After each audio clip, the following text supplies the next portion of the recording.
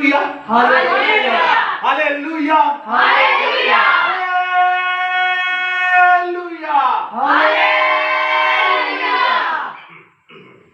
खुदावंद का शुक्र हो, खुदावंद के नाम की तारीफ हो।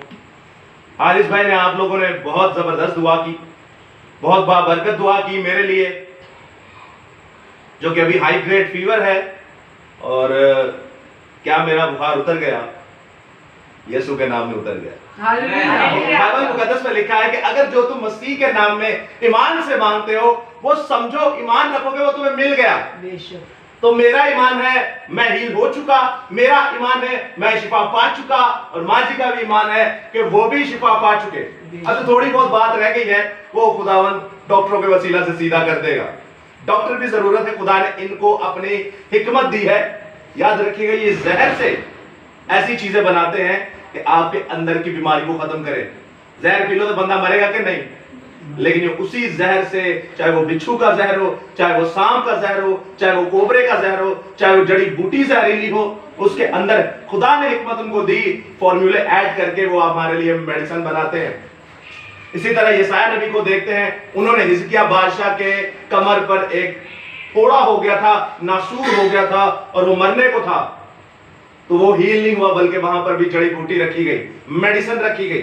नए अहदनामा में आप देखते हैं, मुकद्दस पौलुस रसूल तीमुथियुस से कहता है कि तेरा मैदा खराब है, तेरे को मैदे में प्रॉब्लम है, तो तू अपने मैदे की दुरुस्ती के लिए थोड़ी सी मैं का इस्तेमाल कर लिया कर।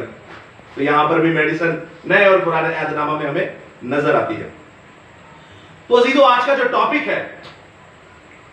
टॉपिक है वो ये है कि डरो मत, चुपचाप खड़े रहो, खुदा की नजात के काम देखो।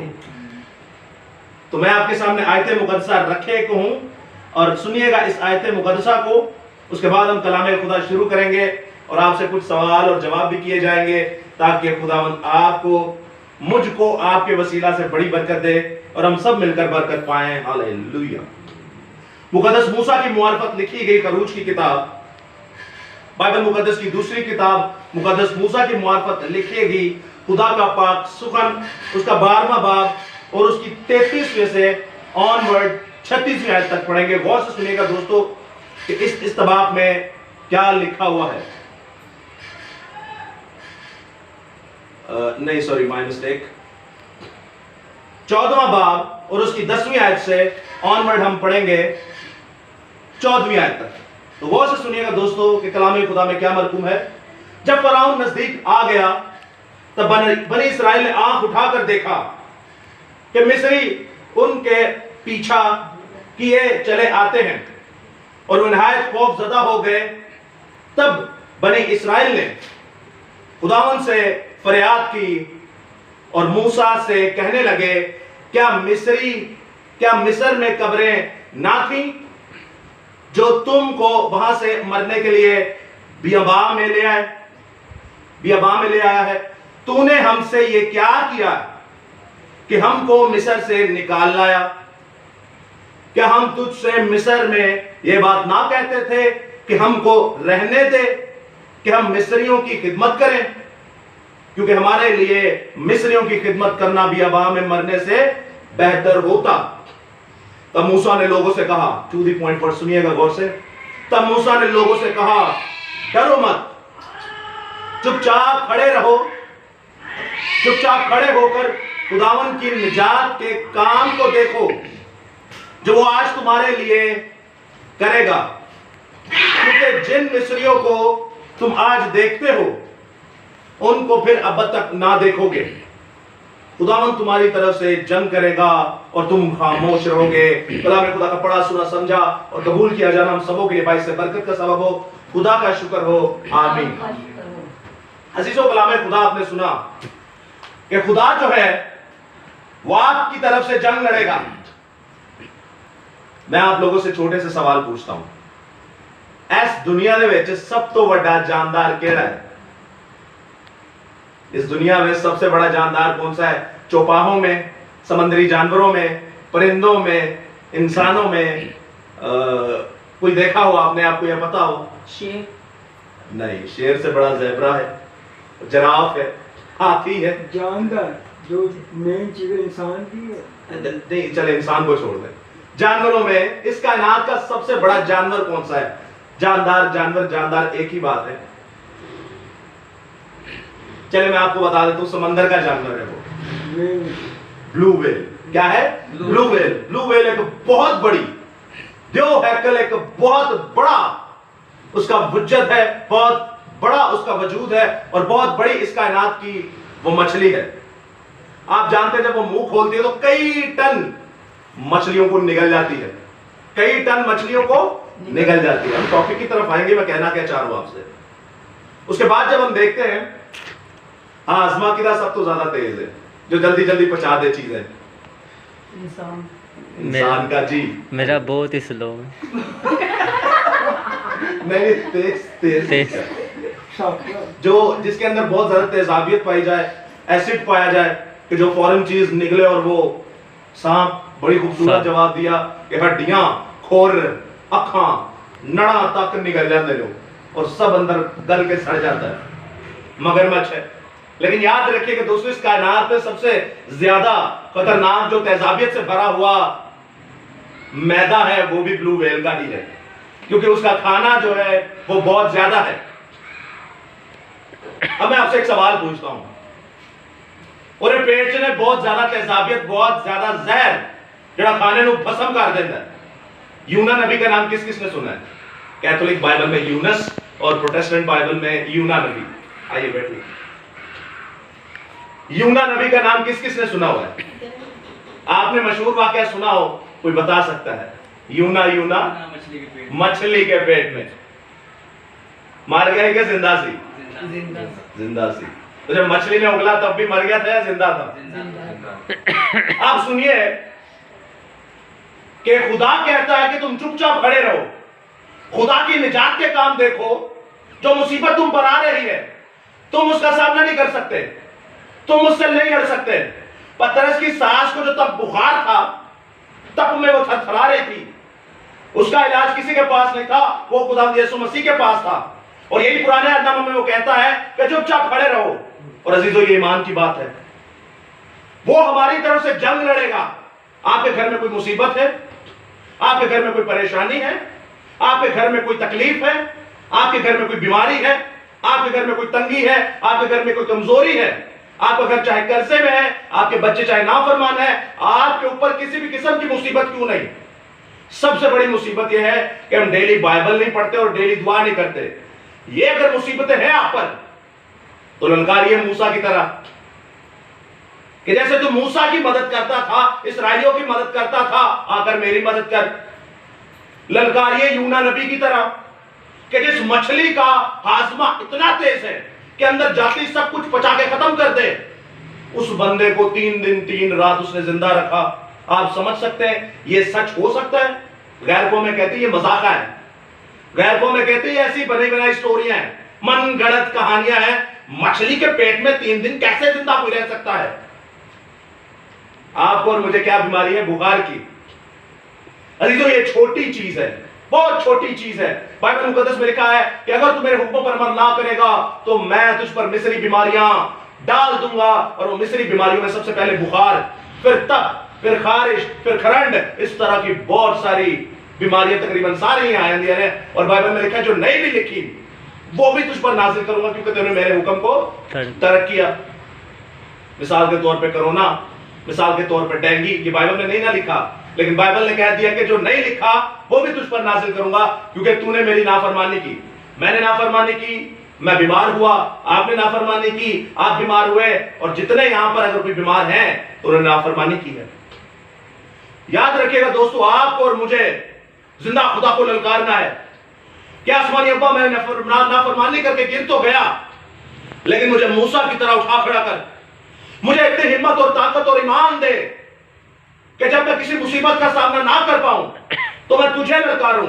इवन मैं मुसीबत का सामना कर भी पाऊं तो मैं तुझे ललकारूं।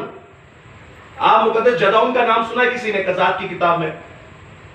आज इसके अलावा किसी ने नहीं सुना क्योंकि वो बाइबल पढ़ते हैं।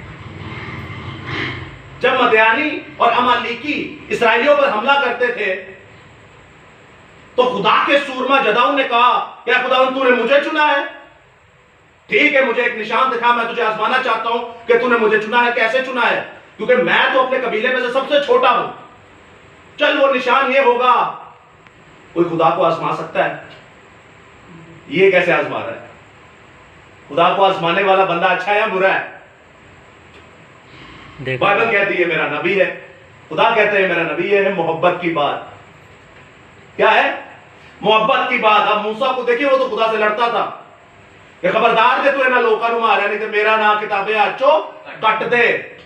वो लड़ता था जैसे आप अपने बाप के साथ लड़ते हैं। ये मोहब्बत की बात है। इब्राहिम को देखिए, वो कैसे गिनती करना शुरू हो जाता है जब सदूम और अमूरा को गर्क करना था। ये मोहब्बत की बात है। अब जब आप देखते हैं कि खुदावंद खुदा जदाउन पर कलाम नाजिल करता है, अपनी रूह नाजिल करता है, तो कहता है ठीक है, मैं एक निशान आजमाने के लिए तुझे बताता हूं, तू वो कर। अब सुनिएगा निशान था क्या। पूरा एक ग्राउंड सी बड़ा बड़ा, या खेत समझ ले, खलियान समझ ले, उसके अंदर भेड़ की ऊन थी। पेड़ की ऊन समझ ले हो क्या होती है? जी, स्वेटर जो उसकी जिल्द ऊपर से निकालते हैं, ऊन जो होती है, उसको ज़िबा किया और उसकी ऊन को रख दिया। तो उन्होंने कहा खुदावंद अगर सुबह दी शबनम त्रेल जे सिर्फ ऊन दे उत्ते पे साड़ा ते ना पे, पूरे खेत खलियान ना पड़े, सिर्फ कहां पड़े? ये ऊन के ऊपर पड़े, तो फिर मैं जाकर तेरे नाम की मुनादी करूंगा और तेरे नाम का प्रचार करूंगा और तेरी कौम बनी इस्राएल को बचाऊंगा।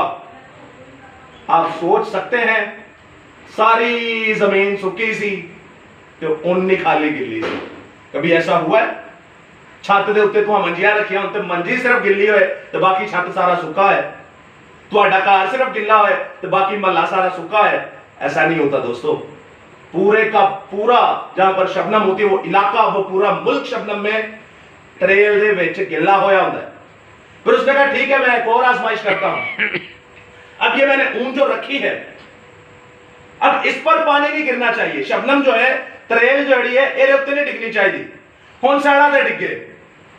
अब देख रहे आजमाइश भी कैसी कैसी ये करते थे, क्योंकि इनकी मोहब्बत, इनका लव खुदा के साथ, इनकी बॉन्डिंग ऐसी थी।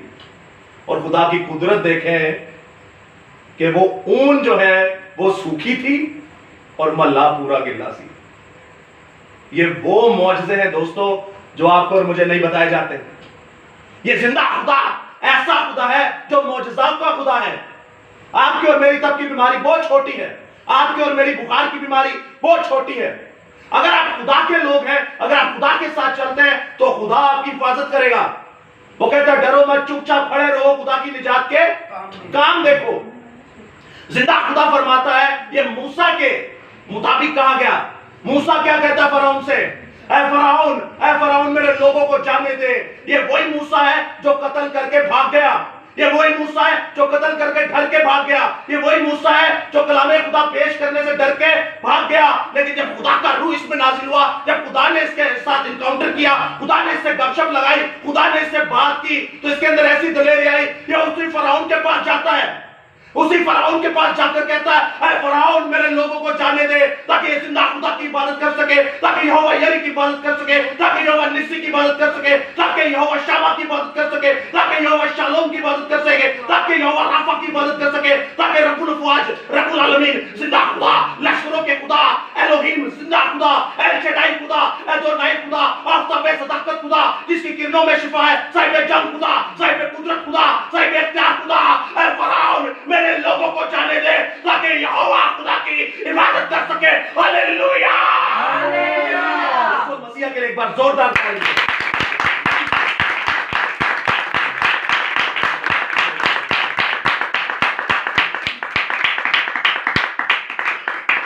हालेलुया। सुनाई बाप अजीजों, ये है खुदा की कुदरत। क्या आपका और मेरा रिश्ता खुदा के साथ ऐसा है? अगर नहीं है तो आप समझ लें, ना तो आप बाइबल पढ़ते हैं, ना आप दुआ करते हैं। आपका और मेरा रिश्ता सिर्फ मुंह का है। आपका और मेरा रिश्ता सिर्फ मुंह का है।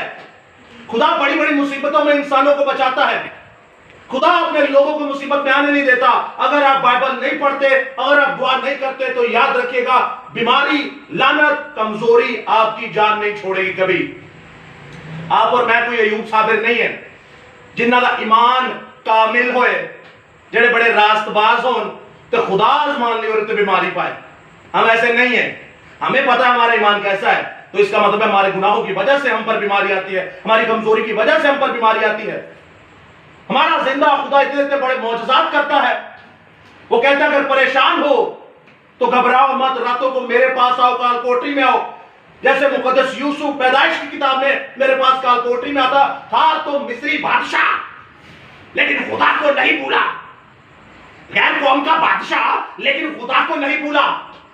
आप यूना को देखिए, वो भटक गया, लेकिन वो मछली जो सबको खा जाती है और मिनट में मीडिया मेक कर देती है, मिनट के अंदर सब कुछ भस्म कर देती है, मिनटों के अंदर सब कुछ चबा जाती है, मिनटों के अंदर सब कुछ हजम कर जाती है। ना आंतड़े रहती है, ना आंखें रहती है, ना किसी भी किस्म का कोई भी हिस्सा किसी जानदार का नहीं रहता। तो याद रखिएगा दोस्तों, जिंदा खुदा उस यूना को मछली के पेट में डालता है और कहता है कि देखो, अगर मैं फराउन के मिस्र से तुम्हें छुड़वा सकता हूं तो इस मछली को मैं हुक्म देता हूं। और यह वही मछली है जिसको यीशु हुक्म देता है। क्या पतरस जा उस मछली के पास था, आज का जो एटीएम है उस मछली के अंदर से एक सिक्का निकलेगा। यह वही मछली है जो यीशु कहता है यहां पर जाल डाल। और जब जाल डाला 153 यूहन्ना की किताब है, 153 मछलियां आ गई। यहां पे यीशु मसीह बताता है कि पुराने हदनामे का खुदा मैं ही हूं।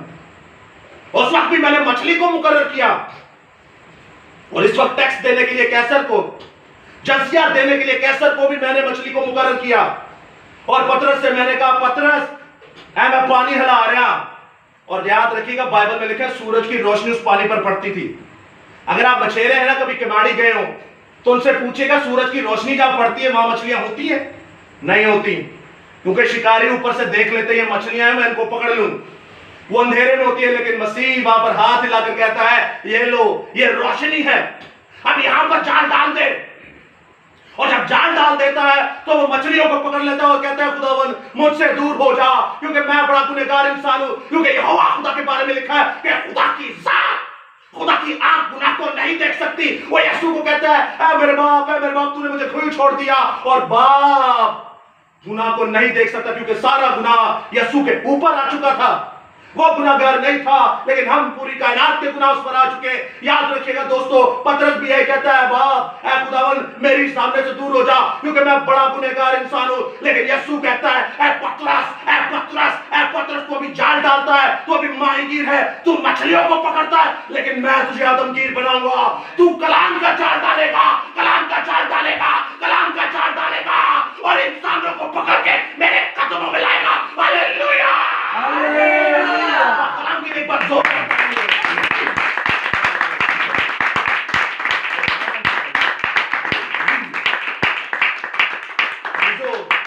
अपने ईमान को बढ़ाइए, अपने ईमान को तरोताजा कीजिए। और ईमान दो चीजों से बढ़ता है और कायनात में कोई चीज नहीं है, एक कलाम पढ़ने से और एक दुआ करने से। अगर आप कलाम नहीं पढ़ते, अगर आप दुआ नहीं करते, आप खुदा की नस्ल से नहीं है। किसकी नस्ल से? किंदर डर लगता है ना, किंदर डर लगता है ना। नहीं बाबे आदम दी अम्मा हवा।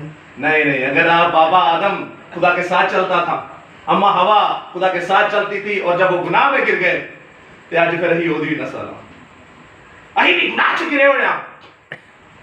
बाइबल मुकद्दस नहीं पढ़ी आपने कि जब तुम बपतिस्मा ले लेते हो तो किसकी नस्ल बन जाते हो? खुदा की नस्ल। किसकी नस्ल बन जाते हो? आदम की। हम आदम की नस्ल नहीं है। जो जिस्मानी लोग हैं वो आदम की नस्ल है, हम तो रूहानी लोग हैं, हम तो जलाली लोग हैं, हम तो कलाम खुदा को पढ़ते हैं। आपको पता है नई मखलूक हो जाते हैं जब बपतिस्मा लेते हैं। कोई नई मखलूक का मतलब बता सकता है?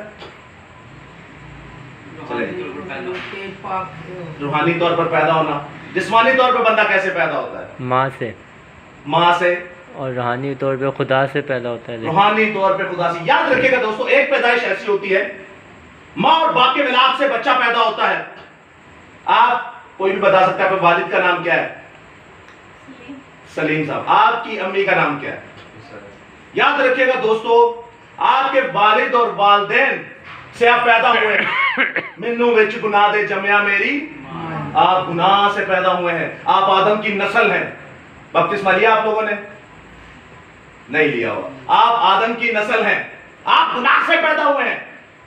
लेकिन गलातियों 3 में लिखा है देखो जितनों ने मसीह यीशु के नाम में बपतिस्मा लिया, मसीह को पहन लिया। अब आप कैसे पैदा हुए?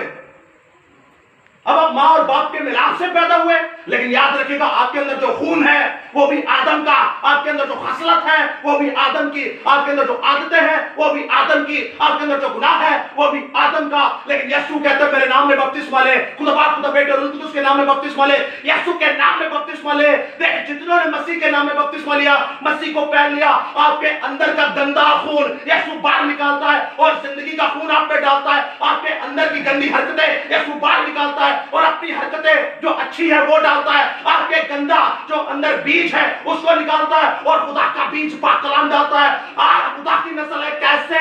जैसे यीशु खुदा की नस्ल है। आप औरत से पैदा नहीं हुए, आप खुदा से पैदा हुए, क्योंकि यीशु मसीह में खुदा से पैदा हुआ, वो नई मखलूक थे। और आप जब मसीह का बपतिस्मा लेते, यीशु मसीह का बपतिस्मा लेते, आपके अंदर जो जिस्मानी, जो इंसानी, जो निफसानी ख्वाहिशें हैं वो यीशु के नाम में खत्म होती है और आप आसमानी बल्कि जलाली मखलूक बन जाते हैं। Hallelujah, hallelujah. अजीजों याद रखिएगा, आप और मैं जिस्मानी नहीं है, लेकिन अगर हम बाइबल नहीं पढ़ते, कलाम नहीं पढ़ते, दुआ नहीं करते, आप और मैं जिस्मानी हैं और आप और मैं आदम की ही नस्ल है और आदम की नस्ल शैतान की बात मानती है। आदम ने मानी शैतान की बात क्या नहीं। तो आप अगर अपने आप को आदम की नस्ल कहते हैं तो आपकी भी फिर बेड़ी गर्क है। पढ़िए खुदा के कलाम को। आप इस मखलूक के नहीं, इस जहां के नहीं है। खुदा आपसे बड़े बड़े मौजज़ात करवाना चाहता है, खुदा आपसे बदरूहों को निकलवाना चाहता है, खुदा आपसे मुर्दे जिंदा करवाना चाहता है। हमारे वसीला से ऐसी कोई नेमत नहीं जो खुदा ने ना दी हो। गैर जुबान नहीं दी है, तर्जुमा नहीं दिया है, मुर्दे जिंदा नहीं करवाए हैं, शिफा करवाई, जी हाँ मौजज़े, जी हाँ रूहों का इम्तियाज, हिकमत, इल्मियत, ईमान, पूरी की पूरी 9 नेमतें जिंदा खुदा ने हमें दी हैं। यह है एक बड़ी बात जो मसीह में फख्र है, मसीह में एक बड़ा घमंड है। किस लिए? क्योंकि हम कलाम खुदा को पढ़ते हैं और दुआ करते हैं। अजीजों कलाम को पढ़िए, दुआ करिए। आपका माँ बाप बहन भाई आपको नहीं बचा सकता, रुपया पैसा नौकरी आपको नहीं बचा सकती। नवाज शरीफ देखे हमारे सदर वजीर आजम है, वो भी परेशान हो जाते हैं। इमरान खान साहब, खुदा ने उनको हम पर हाकिम रखा है, वो भी परेशान हो जाते हैं कि उनके पास कम पैसा है। लेकिन असल तसल्ली मसीह यीशु के नाम में है। अजीजों असल तसल्ली का चश्मा यीशु मसीह है, क्योंकि वो क्या कहता है? आपकी मां आपको प्यार करती है, आपका बाप आपको प्यार करता है। खुदा क्या कहता है? तेरी मां तुझे छोड़ जाएगी, तेरा बाप तुझे छोड़ जाएगा, तेरी बहन तुझे छोड़ जाएगी, तेरा भाई तुझे छोड़ जाएगा, तेरे रिश्तेदार तुझे छोड़ जाएंगे, तेरे पड़ोसी तुझे छोड़ जाएंगे, तेरे अजीज़ो क़रीब तुझे छोड़ जाएंगे। लेकिन देख, मैं तुझसे दस्तबरदार रहूंगा, मैं तुझे कभी यतीम ना छोड़ूंगा। जैसे मैं मूसा के साथ था ऐ यशुआ, वैसे तेरे भी साथ रहूंगा। जैसे मैं अंबिया मुस्लिम के साथ था वैसे वो आपके साथ है। जैसे नबी रसूलों के साथ था वो आपके साथ है। जैसे खुदा अपने सूरबाओं के साथ था वो आपके साथ है। जैसे वो नबी रसूल चरवाहों मुबशरों के साथ था वो आपके साथ है। जैसे खुदा अपने चुने हुए के साथ था वो आपके साथ है। जैसे खुदा अपनी कलीसिया के साथ था वो आपके साथ है। क्योंकि आपका खुदा, मेरा खुदा अपनी हथेली पर आपकी शक्लें खोद चुका है। और वो कहता है जब मैं फरिश्ते की ललकार से आऊंगा, आखिरी नफसीने की फूंकने पर आऊंगा, तो देखो मेरी बड़े मेरी आवाज सुनते हैं। आप अगर यीशु से पैदा हुए तो आप कब्र का सीना चीर के आसमान पर यीशु का इस्तकबाल करेंगे। Hallelujah, hallelujah. आप वो नहीं है जड़े थल्ले खलोगे यीशु नु वेखेंगे। वो खबीस की औलाद है, वो शैतान की नस्ल से हैं, वो मरेंगे। हम वो हैं जो कब्रों का सीना चीर के आसमान पर उसका इस्तकबाल करेंगे। हम वो नहीं है जो नीचे यीशु को देखेंगे। सो खुदा आपके साथ हो, खुदा आपको बड़ी बरकत है। आज की इबादत आपके लिए बाइस से बरकत हो। कलाम खुदा पढ़िए, दुआ कीजिए। खुदावंद इन सब के साथ इसीलिए था क्योंकि ये खुदा की मर्जी को पूरा करते थे, ये कलाम खुदा और दुआ करते थे। अगर आप नहीं करते तो बाकी फिर उसी आदम तो पैदा हुए हो, तो जो आदम का हाल है त्याडा भी वही होएगा। मसीह से पैदा हो जाइए, कलाम खुदा को अंदर लीजिए, खुदा के लहू और खुदा के बदन को पी लीजिए, और वो है बाइबल मुकद्दस और वो है दुआ। खुदा आपको बड़ी बरकत दे। आमीन।